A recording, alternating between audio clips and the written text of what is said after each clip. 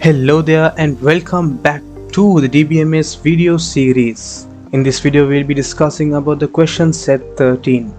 So we are going to be continuing the same database called NextMobileDB. So the store owner needs some more tables. So the next table he needs is the details of products sold in his store. For this we are going to create a table called a product table to store product details only. So we'll be following the below instructions to create the table. So the table name is going to be the product, and then we'll be using the product ID as the primary key and auto incremental.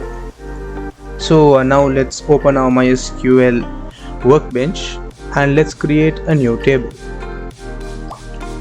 So I'm going to rename it as the product table, and next we'll be adding the next columns. So the first column is going to be the product ID column, and it's going to be an int data type. And then we are going to select it as a primary key, and it is going to be auto incremental. Next, let's add the next column, which is the product code. And the product code is going to be a varchar 45. So that is there by default. And next we are going to add the product name. So there is also going to be a varchar that is 45 characters in length. Alright, we have successfully created the product table as well. Now let's see what are the other requirements of the shop owner. So the owner of the shop says he wants to enter the information of all the bills paid by the suppliers into the computer software. So we'll be creating a GRN table. So GRN refers to good received note. So we are going to create that table as well. So we are going to name the table as GRN table, and then like the old tables we'll be using the GRN ID as the primary key and auto increment. Next let's create a new table in the MySQL Workbench,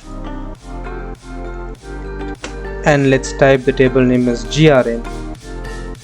And now let's add the columns. So the first is going to be the GRN ID, and that's going to be an int category, and let's add it as the primary key and auto incremental. And now let's add the date, and the data type is going to be a date data type. So let's select it from the drop down menu. And now next we'll be adding the quantity. The quantity is always going to be an int. So let's select it from the drop down menu. Next we'll be using the unit price. So we are going to use the data type as double. Since the price contains decimal numbers, we'll be using it as a double. The int data type cannot display decimal numbers, hence we'll be using the double data type to show decimal numbers. Next we'll be adding the total amount, which is also a price, so we'll be using the double data type as well. Alright, we have successfully created the GRN table, the goods received note table. And then next, finally, the software should be able to retrieve the number of items received from suppliers and the number of items provided by the supplier. Should not change when selling the product. Your team suggests creating a separate stock table for this issue. So we'll have to follow the following instructions to create a stock table. So the number of items provided by the supplier should not change when selling the product. Alright, so let's create this table as well. So we'll be creating a stock table, and there is only going to be 3 columns for this table. So let's create a new table called stock table, and the first is going to be the stock ID, and it's going to be an int data type, so I'm going to give it as a primary key and auto incremental. And then we'll be using the quantity, so quantity is going to be a double.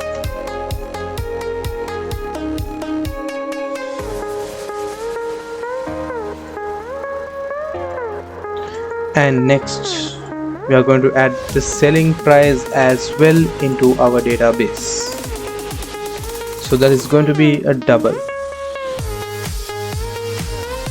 So we have created the tables from the question set 11 to question set 13.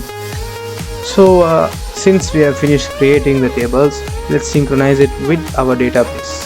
So click on the database tab and then click on synchronize model, and let's click on next and then execute this and then click on close. So thank you for watching this video. We'll meet in the next video.